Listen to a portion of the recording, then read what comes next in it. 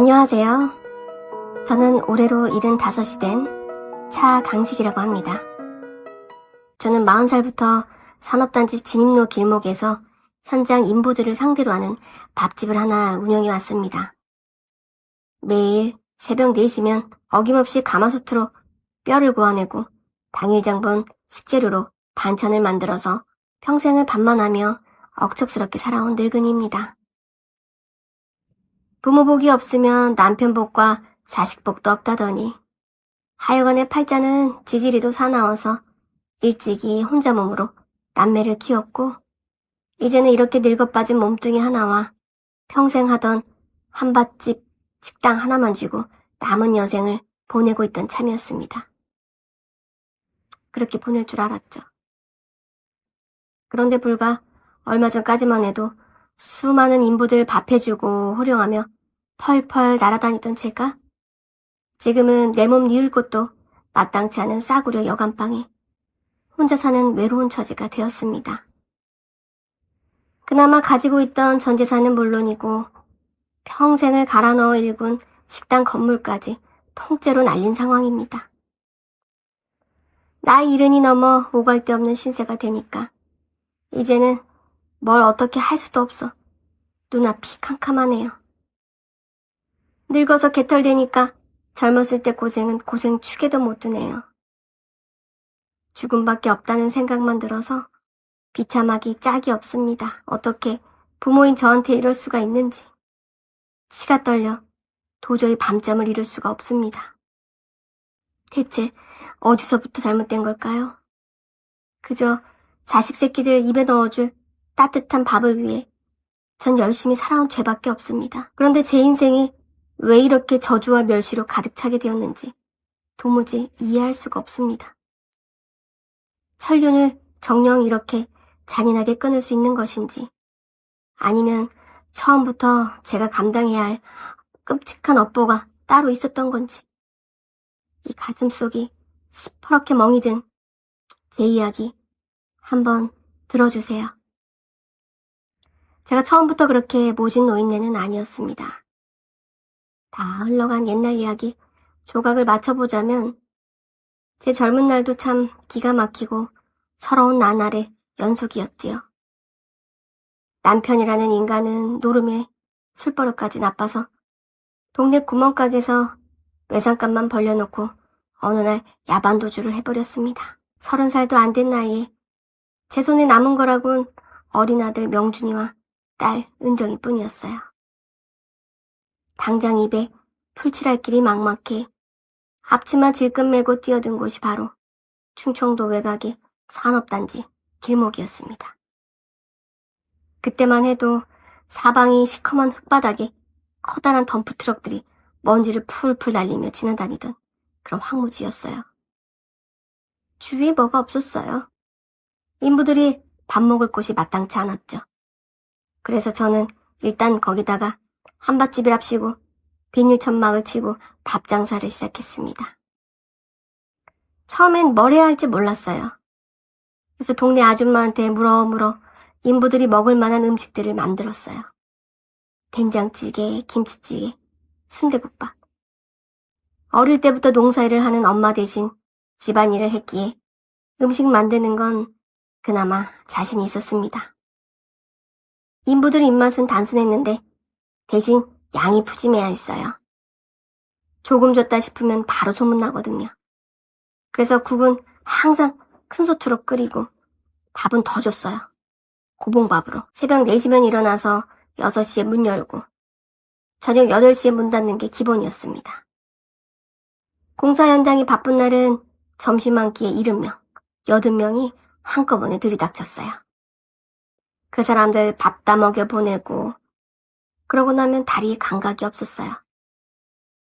비 오는 날 큰 솥 혼자 들다가 허리를 삐끗한 적도 있었죠. 하루 수입이 날아가는데 허리가 문지겠어요? 파스 붙이고 허리를 구부린 채로 밥을 지었죠.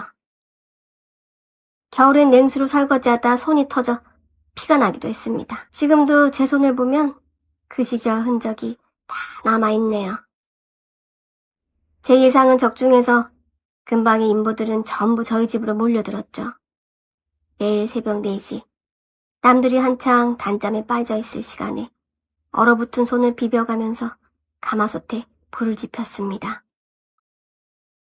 연탄가스를 마셔가며 뽀얀 육수를 우려내고 현장 인부들이 들이닥치기 전에 그날 나갈 5가지 밑반찬과 나물들을 묻혀내고 메인 요리를 하느라 손가락 마디마디가 굵어지고 손톱 밑에는 생선 비린내와 마늘 냄새가 빠질 날이 없었지요. 그런데 그렇게 억척스럽게 번 돈은 차곡차곡 모았습니다. 남편이 없어서인가 저도 모르게 장남인 명준이가 해달라는 것은 길바닥 국어로 해서라도 웬만한 건 다 해줬던 것 같아요. 명준이가 고등학교를 졸업하고 대학 시험에 떨어졌을 때도 저는 한치의 망설임도 없이 대전으로, 서울로 재수 학원비를 보냈습니다. 강남의 기숙사 형태로 운영되는 곳은 거의 2~3달치 생활비에 달하는 큰 돈이 들었습니다. 아들이 2번째 입시에도 실패하고 삼수를 하겠다고 선언했을 때 동네 사람들은 한밭집 자식이 무슨 삼수냐 그러면서 수군거렸지만 제 귀에는 아무 소리도 들리지 않았습니다.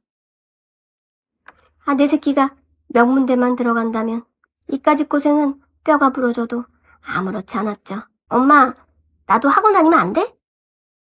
여자가 학원은 무슨, 오빠 공부하는데 돈이 얼마나 드는 줄 알아? 싫다면 소리 하지 말고 다라이에 있는 쪽파 하나 다듬어. 삼수 끝에 명준이가 대학에 붙고 나니 동네 사람들까지 와서 축하해줬어요. 강식이네 아들 서울 명문대 갔다더라. 그 말 들을 때마다 허리가 절로 펴졌습니다. 공사판 아저씨들도 밥 먹으면서 한마디씩 거들었어요. 사장님, 똑똑한 아들 둬서 이제 팔자 폈네? 그냥 밥을 안 먹어도 배불렀습니다. 아들이 삼수를 하는 바람에 3살 터울 은정이가 고등학교 3학년이 되었을 때 간호학과에 가겠다는 딸의 학비를 내줄 형편이 안 됐습니다. 집안에 첫째가 잘 돼야 동생도 잘 되는 거야. 아랫사람들도 그 덕을 보는 법이라고. 네 오빠가 삼수를 하는데 너까지 대학을 간다고 앙탈을 부리면 집 거덜낼 일 있냐? 이건 아무리 철이 없어도 천지분간은 해야지. 너는 고등학교만 졸업해도 사는데 아무 지장이 없어. 돈 벌어서 오빠 뒷바라지나 해. 혹시 아냐? 나중에 오빠가 콩고물이라 떨궈줄지. 은정이는 그날 밤 아무 말도 하지 않고 화장실에서 짐승처럼 울더군요. 에휴, 지가 울면 어쩌겠습니까? 딸은 어차피 남의 집 사람이잖아요. 은정이 대학 진학을 위해 담임선생님까지 집에 찾아왔는데 오빠 공부부터 끝내야 돼서 은정이는 취직시킬 거라고 그 자리에서 말했습니다. 공부는 은정이가 더 잘했을진 몰라도 전 어쩔 수 없는 선택과 집중을 해야 했습니다. 은정이는 고등학교 졸업식 날 TV 위에 편지 하나 써놓고 집을 나갔습니다. 자개함에 넣어둔 금반지 한 쌍과 명준이 생활비로 붙여줄 현금 봉투도 같이 없어졌습니다. 서울 간다더군요. 서울 가서 돈 번다고요. 괘씸한요. 가면 그냥 나가서 아르바이트를 해서 쓸 것이지. 지 오빠 생활비까지 훔쳐가는 바람에 쌀집 아저씨한테 돈을 빌렸었죠. 딸의 연락은 거의 없었습니다. 처음 서울 올라갔을 때 고시원에 산다면서 주소만 하나 보내왔습니다. 방 사진도 없이요. 고생 좀 해봐야 철들지. 그래서 먼저 전화하지도 않았습니다. 그래도 지가 양심은 있는지 엄마 돈 훔쳐가서 미안하다며 매달 제 입에 풀칠할 돈만 남기고 제 통장으로 다 붙이긴 하더이다. 몇 년간 낮에는 직장 다니고 밤에는 호프집에서 아르바이트를 하는 등 돈도 고른 것처럼 일하더니 결국 간호학과를 가더라고요. 엄마, 나 혹시 입학금만 어떻게 안 될까? 그동안 번 돈 엄마한테 다 송금하느라 모아둔 돈이 없는데 첫 학기만 좀 도와주면 나머지는 내가 일해서 마련할게. 아니, 너는 왜 그렇게 바득바득 대학을 가려고 그래? 나중에 한밭집이나 물려받으면 되는데, 아니, 대학이 무슨 소용이야? 넌 왜 그렇게 말을 안 듣는 거야? 명준이는 사법고시가 폐지되는 바람에 제가 바라는 법관은 되지 못했지만 들으면 누구나 알만한 대기업에 들어갔지요. 세상 모든 것을 얻은 것 같았습니다. 동네방네 떡을 돌리며 아들 자랑을 하느라 정신이 없었답니다. 그러던 어느 날 아들이 결혼을 하겠다고 웬 처자를 데려왔는데 소위 요즘 말하는 젊은이들답게 눈이 크고 코도 높고 얼굴도 뭘 먹고 있는 건지 빵빵하니 미인형이었습니다. 물론 제가 좋아하는 타입은 아니었어요. 전 수도분하고 말 잘 듣고 아들을 살뜰히 챙겨줄 수 있는 참한 여자를 원했는데 그래도 무슨 신발회사 대표 딸이라고 하고 아들이 좋아하는 여자여서 군말 없이 결혼까지 일사천리로 진행되었습니다. 아들이 못해도 강남 아파트 전세는 마련해야 한다고 하길래 노후 자금으로 부어둔 통장과 노후에 내려가 살라고 구입한 고향 땅까지 탈탈 팔아서 보탰습니다. 사돈댁이 신발회사 대표인데 주위 사람들한테 들어보니 준재벌 정도는 된다더라고요. 그래서 최대한 아들이 기죽지 않게 있는 돈 없는 돈 다 끌어다 줬습니다. 그 무렵 은정이는 간호학과를 졸업해 대학병원 간호사로 일하고 있었습니다. 번 돈은 등록금과 생활비 마련하느라 다 쓴 건지 아직 결혼도 못하고 원룸에서 생활하고 있었습니다. 그러고 살 바엔 그냥 한밭집이나 물려받고 내 옆에서 남은 인생 같이 살면 편안하고 딱 좋겠는데 아득바득 왜 그렇게 서울에서 살려고 하는지 모르겠더라고요. 너는 왜 아직까지 시집도 안 가고 속을 썩여? 여자 나이 30 넘으면 노처녀인 거 몰라? 돈 얼마나 모았어? 아이 돈을 모으고 있긴 한 거야? 얼마나 모으긴. 나 돈 벌면 학비랑 월세만 빼고 엄마한테 다 보냈는데. 당연한 거지 이년아. 키워준 값 다 갚아야지. 내가 혼자 힘들게 널 어떻게 키웠는데. 그러던 어느 날 명준이가 집으로 왔습니다. 명준이가 내려오는 날은 주로 명절이나 어버이날, 제 생일밖에 없었는데 오늘처럼 아무 날도 아닌데 내려오는 경우는 잘 없어서 의아했습니다. 며느리는 결혼하고 1년만 오고 이후 손주 태어나면서는 도통 얼굴 볼 일이 없었습니다. 아들, 무슨 일이야? 엄마 보고 싶어서 왔죠? 우리 아들 얼굴 볼 생각에 엄마가 잠도 한숨도 못 자고 아들 좋아하는 갈비찜이랑 물회랑 연포탕까지 엄마가 풀코스로 다 해놨어. 어여 앉아. 엄마, 힘들게 뭘 이렇게 했어? 진수성찬이네. 당연하지. 우리 아들 오는데 밥 더 줄까? 국 더 필요해? 엄마가 해준 밥을 개눈 감추듯 2공기째 먹는 아들의 모습을 보면서 그 무엇으로도 채울 수 없는 가슴 한켠이 꽉 들어차는 게 너무나 뿌듯하고 기특하고 사랑스럽습니다. 아들이 밥을 다 먹을 때까지 옆에 턱 받치고 앉아서 수발을 들면서 먹는 모습만 쳐다보고 있었습니다. 어찌나 잘생겼는지요. 외꺼풀 눈이라도 눈이 길고 깊어서 엄마 마음속을 들여다보고 있는 듯한 깊은 눈망울입니다. 이 얼굴에 번듯한 대기업에 그 누구도 부럽지 않았습니다. 한참을 넋을 놓고 쳐다보고 있다 보니 아들이 밥을 다 먹은 모양입니다. 아들 좋아하는 참외 사다 놨어. 씨알이 굵고 아주 꿀맛이야. 거실에 앉아있어 봐봐. 엄마가 깎아줄게. 참외 2개를 깎아 커피와 함께 테이블에 놓고 마주 앉았습니다. 엄마, 다름이 아니고 나 부탁이 하나 있어. 부탁? 무슨 부탁? 이준이가 영어 유치원에서 엄청 똑똑하다는 이야기를 많이 들었는데 이번에 강남 유명 학원 영어 테스트에도 합격했거든. 그게 의대 갈 애들 대상으로 하는 프로그램. 뭐 그런 건데 자세한 건 말해도 엄마 모를 거야. 아무튼 이준이 초등학교 갈 시기에 맞춰서 대치동으로 이사를 가야 되는데 돈이 좀 부족해. 처가에서 워낙에 도움을 많이 주시기 때문에 나도 조금이라도 안 보탤 수가 없는데 엄마가 돈 좀 융통해줘. 아이고, 이준이가 널 닮아서 역시 똑똑한 모양이구나. 얼굴도 어릴 때 네 모습을 쏙 빼닮았는데. 손주 녀석 얼굴 보기가 하늘의 별 따기라 재작년에 본 게 마지막인데 벌써 초등학교에 갈 나이인가 봅니다. 엄마가 근데 너 아파트 살 때 있는 돈 없는 돈 다 끌어다 준 상황이라 엄마가 돈이 없는데 어쩌면 좋니? 엄마, 엄마 그거 있잖아. 식당 건물. 그거 팔면 돈 좀 나오잖아? 아이, 그걸 팔면 엄마가 먹고 살 게 없어서 그래도 아프기 전까지는 계속 벌어야 하지 않겠니? 그렇네. 100세 시대니까 엄마 계속 일하려면 팔긴 힘들 것 같고 그럼 나 그 식당 담보로 대출 좀 받아줘. 못해도 4억까지 나오지 않을까?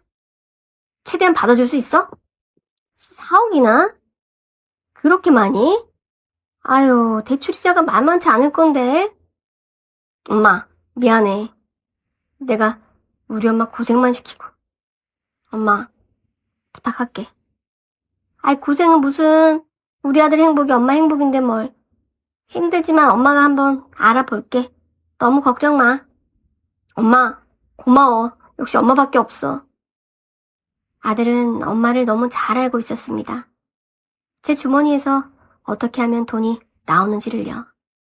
알면서도 항상 결과는 같습니다. 저는 결국 한밭집 건물을 담보로 잡혔습니다. 마지막 남은 제 전 재산이었지만 손주 교육을 위해서라는데 아들의 부탁을 외면할 수는 없었습니다.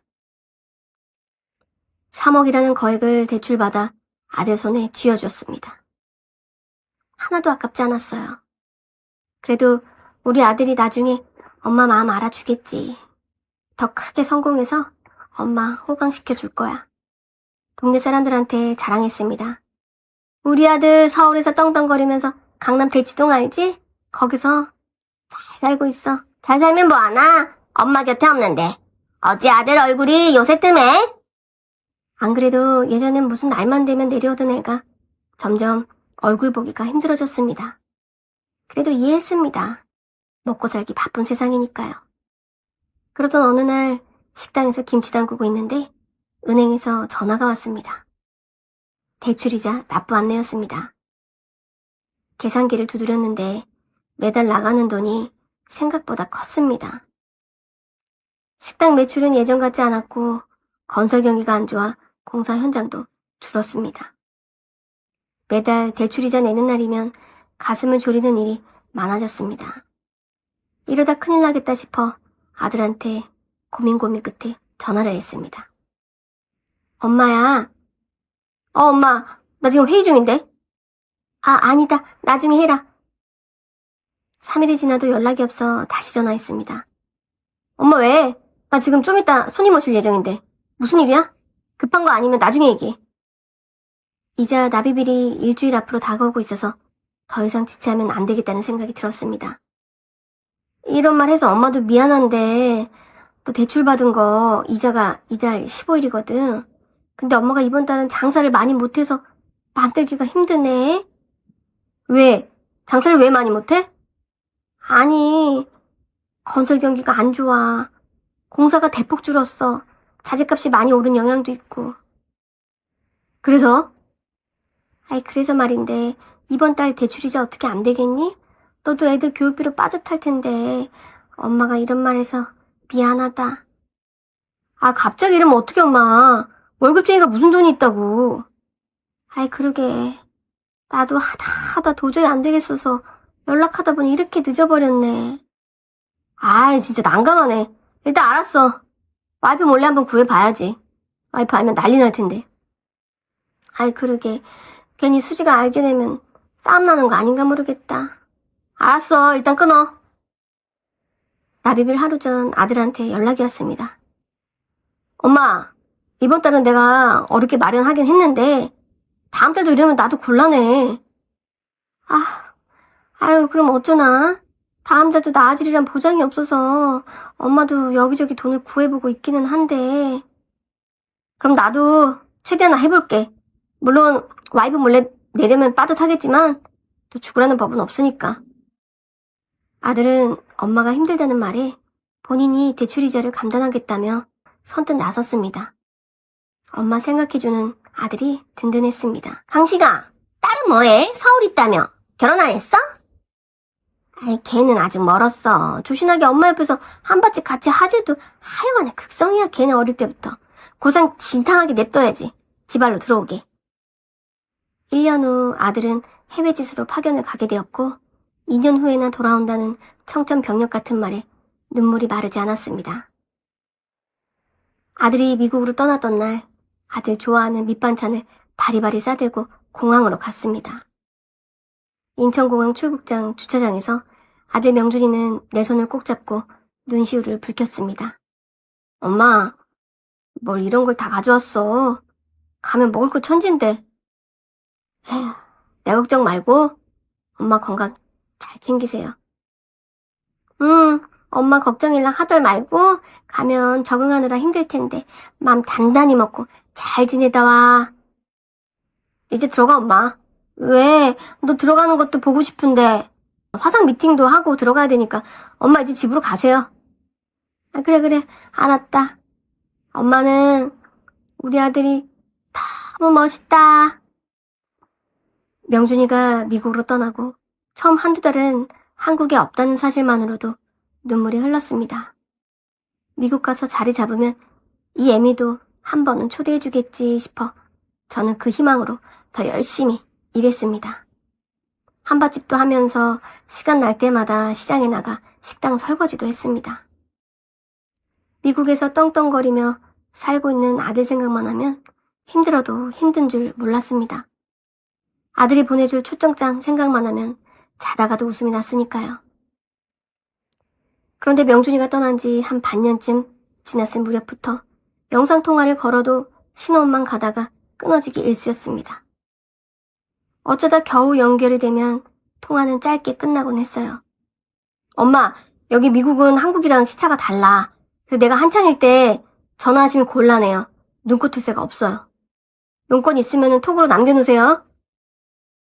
아들의 목소리가 전과 달리 어딘지 모르게 차갑고 건조하게 느껴졌지만 전 그저 타국 땅에서 일에 적응하느라 시간이 없나 보다 생각하며 서운한 마음을 꾹 눌러 담았습니다.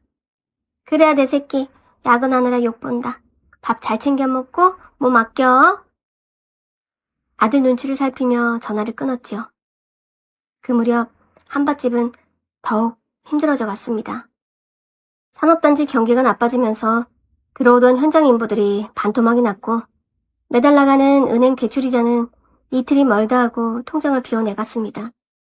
가마솥에 해장국을 한가득 끓여놔도 팔리지 않아 버리는 날이 많아지자 제 속은 시커멓게 타들어갔습니다. 안 되겠다 싶어 명준이에게 메시지를 보냈죠. 명준아, 식당 이자가 자꾸 밀리는데 혹시 저번에 가져간 돈 중에 조금만 먼저 융통해 줄 수 있겠니? 문자를 보내고 온종일 핸드폰만 들여다봤습니다. 손님이 밥을 달라고 하는데도 멍하니 화면만 쳐다보고 있었죠.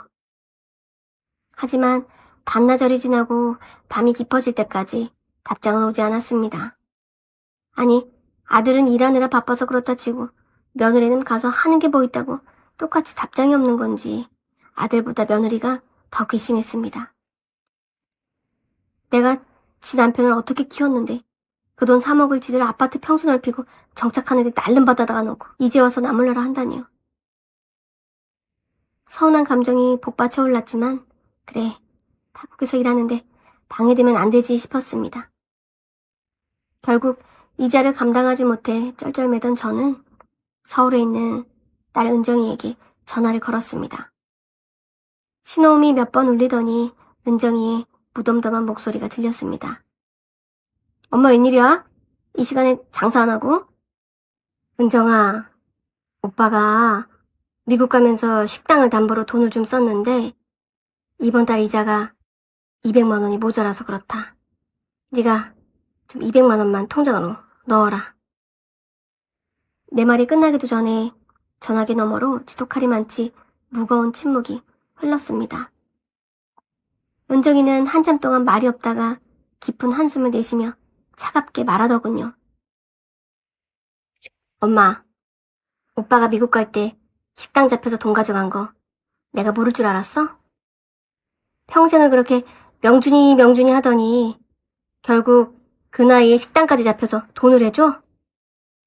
나 고등학교 졸업하고 고시원에서 지 잡아가면서 번 돈 뺏어가지고 오빠 하숙비 대줄 때부터 알아봤어야 됐는데 엄마는 참 변하질 않네. 오빠는 염치가 없대?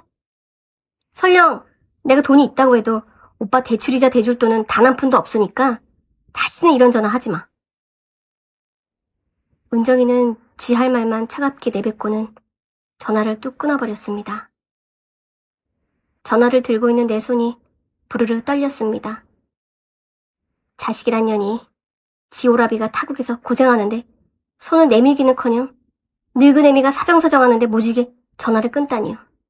그런 년 저렇게 정머리가 없으니 40이 넘도록 시집도 못 가고 혼자 늙어가지. 바닥을 치며 딸년 욕을 퍼부었습니다. 역시 딸년은 키워놔봐야 아무짝에도 쓸모가 없다는 생각만 더욱 굳어졌습니다. 하지만 그 뒤로 명준이의 연락은 완전히 끊겼습니다. 보름이 지나고 한 달이 지나도 전화는커녕 문자 한 통 없었습니다. 불안한 마음에 매일 밤 메시지를 보내봤지만 돌아오는 답은 없었습니다. 명준아, 엄마다. 아무리 바빠도 그렇지. 엄마 전화는 받아야 되는 거 아니냐? 엄마 지금 정말 죽겠다. 답장은 없었습니다. 불안한 마음에 국제전화를 걸어봤지만 돌아오는 것은 없는 번호라는 안내뿐이었습니다. 설마 나한테 번호도 안 알려주고 바꿨을 리가 있나? 명준이의 개인 이메일로도 글을 남기고 며느리 핸드폰으로도 전화를 걸어봤지만 그 어떤 곳에서도 답은 오지 않았습니다. 식당 문을 열어놓고도 넋이 나간 사람처럼 멍하니 앉아있는 날이 많아졌습니다. 내 마음속에 알 수 없는 불길함과 공포가 서서히 차오르기 시작했습니다. 아들이 나를 피하고 있다. 의심이 머릿속을 파고들 때마다 저는 부인했습니다. 내 모든 것을 바쳐 키운 내 금쪽 같은 장남이 그럴 리가 없다고. 무슨 피치 못할 사정이 있을 거라고 믿고 싶었습니다. 하지만 매달 날아오는 은행의 대출 독촉장과 먹통이 되어버린 아들의 전화번호는 그것이 제 착각이었음을 증명하고 있었습니다. 그 고생을 해서 대치동 학원에 삼수에 허리 끊어져라 일한 숱한 세월이 있는데 아들만큼은 사람 만들어야 한다고 내 손으로 인생 다 갈아넣은 자식인데 믿고 싶지 않았고 그럴 리 없다고 계속 되뇌었습니다. 그런데 며칠 뒤 새벽 장사를 준비하려고 언제나처럼 식당 문을 열었는데 출입문에 빨간 딱지가 붙어있더군요. 그 글씨를 보는 순간 제 다리에 힘이 풀렸습니다. 경매 딱지가 붙은 식당 문 앞에서 저는 한참을 주저앉아 있었습니다. 새벽 공기 속에 출근하던 인부들이 하나 둘 지나가며 저를 쳐다봤습니다. 사장님 왜 그래요? 무슨 일 났어요? 다들 딱지를 읽고는 안타까운 표정을 지었고 모른 척 지나갔습니다. 그날은 장사를 열지 못했습니다. 한때는 점심시간만 되면 사람들 소리로 발 디딜 틈도 없던 곳인데 지금은 냉장고 돌아가는 소리만 윙윙 울렸습니다. 저는 식당 안에서 엉엉 울었습니다. 혹시 미국에서 무슨 일 생긴 건 아닐까? 식당 불도 안 켜고 멍하니 앉아있는데 밖에서 누가 문을 두드리더군요. 은정이었습니다. 몇 년 만인지 모르겠습니다. 그런데 딸의 몰골을 보는 순간 순간적으로 낯설다는 생각부터 들었습니다. 머리는 짧게 단정했고 화장기 거의 없는 얼굴에 검은색 패딩 하나 걸쳤는데도 분위기가 전과 완전히 달랐습니다. 은정이는 식당 안을 한번 둘러보더니 문에 붙은 빨간 딱지를 보고 말했습니다. 결국 여기까지 왔네. 너는 또 왜 왔냐? 은행에서 연락받았어. 은행? 엄마 비상연락처. 내 번호 적혀있더라. 됐어. 구경 왔으면 봤으니까 가. 밥은 먹었어? 안 먹었으면 어쩔 건데? 너도 나 원망하잖아. 잘됐다 싶어서 속 시원하냐? 은정이는 익숙한 듯 주방 쪽으로 걸어가더니 냉장고를 열어보더군요. 반찬도 제대로 없네. 손님도 없는데 뭘 해놔? 은정이는 아무 말 없이 냄비를 꺼내 물을 올렸습니다. 그리고 계란 2개를 깨서 국을 끓이기 시작했습니다. 그 뒷모습을 보는데 오래전 기억이 떠올랐어요. 고등학생 때였나? 제가 새벽 장사 준비하느라 정신없으면 은정이가 일어나 밥 안 쳐서 지 오빠 밥 차려주고 학교에 가져갈 도시락을 싸곤 했습니다. 그런데 지금 와 생각해보면 지도 학교 가기 전에 피곤했을 텐데 말입니다. 엄마, 오빠랑 연락 안 되지? 너 알고 있었어? 어느 정도는. 뭘 알고 있었는데? 오빠 미국 안 간 거. 뭐? 엄마, 오빠 미국 안 갔어. 무슨 소리야 그게? 미국 지사 발령? 그거 다 거짓말이야. 야, 너 지금 무슨 헛소리를 하는 거야? 에휴, 엄마는 아직도 모르네. 이거 봐. 떨리는 손으로 은정이가 주는 봉투를 열었는데 안에는 낯선 여자 사진, 부동산 계약서, 그리고 아이 사진이 들어있었습니다. 이게 뭐야? 오빠, 몇 달 전에 이혼했어. 그리고 지금 저 사진 속에 있는 저 여자랑 같이 살고 있어. 아, 얘는 밥 잘 먹고 왜 여기 와서 헛소리를 하고 있어? 똥단지 같은 소리 좀 그만해. 엄마, 식당 담보 잡혀서 가져간 돈 대치동 이상한 게 아니라 저 여자랑 사업한다고 다 쓴 거야. 제 손이 덜덜 떨렸습니다. 믿을 수 없었지만 계약서에 적힌 아들 이름을 보는 순간 더는 부정할 수 없었습니다. 거짓말이지? 눈앞이 흐려졌습니다. 은정이가 가져온 서류 위에는 분명 명준이 이름이 적혀 있었습니다. 낯선 여자와 함께 계약한 오피스텔 계약서, 사업자 등록 서류, 그리고 여자아이가 명준이 목에 매달린 사진까지. 저는 사진을 집어들었습니다. 이건 누구냐? 오빠 새 여자, 딸. 뭐? 재혼은 아직 안 했는데 같이 산대. 사실혼이지. 아니 그럼 수지는? 미국 간다고 했을 때 그때 이미 이혼한 거야. 저 여자랑 사업한다고 돈 다 말아먹고 그걸 안 언니가 바로 이혼한 거지. 아니 왜 나한테 말을 안 했대? 오빠도 이혼하고 마음 추스릴 시간이 좀 필요했을 거고 나중에 말하겠지 싶었어 나도.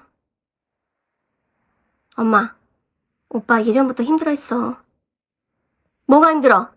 명준이가 힘들 게 뭐 있어? 내가 부족함 하나 없이 뒷바라지 해줬는데 남들 다 무시해도 나는 걔 공부시키려고 내 인생 다 갈아 넣었어. 지가 뭐가 힘들어? 공부만 하면 되는데. 근데 엄마, 그게 바로 오빠한테는 부담이었을 수도 있어. 부담? 지가 누린 게 얼만데. 엄마는 늘 오빠한테 말했잖아. 너만 성공하면 우리 집 다 산다. 엄마는 너 하나 믿고 산다. 네가 판검사 돼서 엄마 한 풀어줘야 된다. 근데 오빠는 대기업 들어가서도 늘 불안해했어. 저는 말문이 막혔습니다. 처가랑 비교 당하는 것도 힘들어했고 대치동 들어간 뒤로는 더 심했대. 오빠는 어쩌면 도망친 거야. 그래서 지 때문에 희생한 이 엄마를 버렸다고? 나는 걔 위해서. 그래. 엄마 희생했지. 근데 엄마, 희생이 사랑이랑 꼭 같은 건 아니야. 엄마는 늘 오빠한테 모든 걸 몰아줬어. 내 학비도.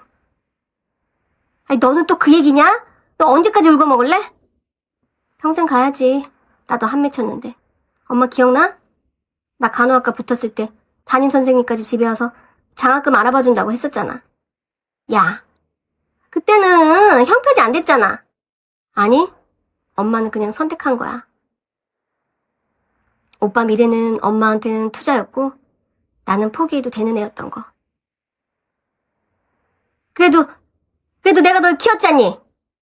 그래, 그래서 나도 돈 벌어서 엄마 다 줬지. 호프집 서빙하고 편의점 야간 뛰고 병원 시술 끝나고 또 일하고. 근데 엄마는 단 한 번도 힘드냐고 안 물어보더라. 딸 얼굴을 제대로 봤습니다. 손등은 거칠었고 눈 밑에는 피곤이 짙게 내려앉아 있었습니다. 그런데도 저는 평생 이 아이를 강한 애라고만 생각했던 겁니다. 안 울고 버티니까. 알아서 살아남으니까. 그래서 더 막대해도 되는 줄 알았던 겁니다. 은정이가 고등학교 때 TV 위에 편지 올려두고 집 나가던 날. 그날 화장실에서 들리던 울음소리. 저는 그때도 철없는 년이라고만 생각했습니다. 엄마, 이제라도 정신 차려. 다음 달이면 식당 넘어가. 그리고 오빠, 절대 안 돌아와. 아니야. 걔가 아무리 그래도 엄마를 버리겠니? 엄마, 오빠 미국 간다고 공항에서 울었던 거 기억나? 그럼 기억나지? 내가 얘기한 거 못 들었어. 그날 오빠 미국 가는 비행기 안 탔다고. 그럼 미국은? 애초에 없었던 거야. 그때 이미 회사도 퇴사했었대. 퇴사? 엄마가 알고 있는 그 대기업 나온 지 꽤 됐어. 저는 그대로 의자에 털썩 주저앉았습니다. 그럼 그동안 명준이가 들려줬던 미국 출장 이야기는 전부 거짓이었다는 겁니다. 엄마는 오빠 말이면 다 믿었잖아. 오빠 처가랑도 이미 다 틀어졌어. 사업한다고 투자받고 실패했거든. 사업? 코인, 해외 투자, 무슨 영어 교육 플랫폼 되는 건 하나도 없었대. 식당 담보 잡아서 준 제 3억, 제 노후, 제 목숨 같은 돈, 그게 다 그런 데로 들어갔다는 겁니다. 허망함, 그리고 공허함. 저는 평생을 명준이 하나 보고 살았습니다. 결국 저는 얼굴을 감싸고 울기 시작했습니다. 평생 남 앞에서 울어본 적이 없었습니다. 그런데 그날은 도저히 못 버티겠더군요. 내가 뭘 그렇게 잘못했니? 내 새끼들 굶기지 않으려고 평생 밥만 했는데. 은정이가 처음으로 제 어깨에 손을 올렸습니다. 그 손이 따뜻했습니다. 결국 마지막에 제 옆에 남은 건 그 딸 하나였습니다. 은정아, 엄마가 미안해. 그동안 서운했던 게 있었다면 마음 풀어. 엄마, 이제 와서 그런 말 하지 마. 그리고 다음날 은행에서 통보가 왔습니다. 경매 확정, 식당 명도 준비. 식당에 넘어가는 날은 생각보다 빨리 왔습니다.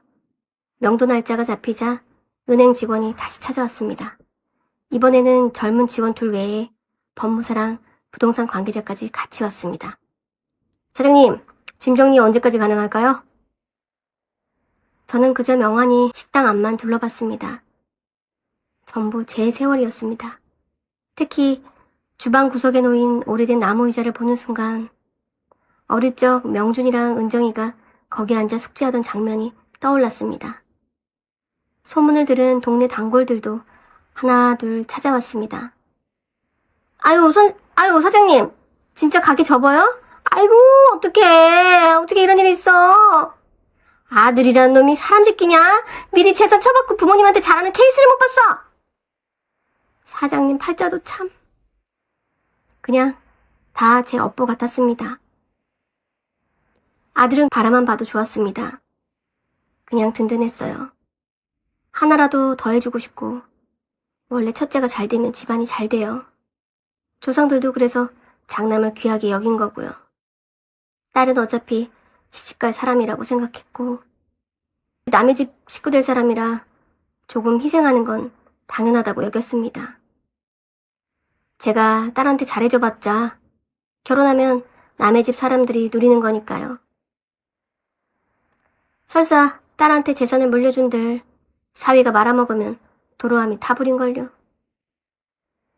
제 나이 때는 다 그래요. 아들을 좋아합니다. 아빠가 요즘에 딸바보 되는 거랑 뭐가 달라요? 그런데 막상 결과가 이렇게 되고 나니 많이 아쉽습니다.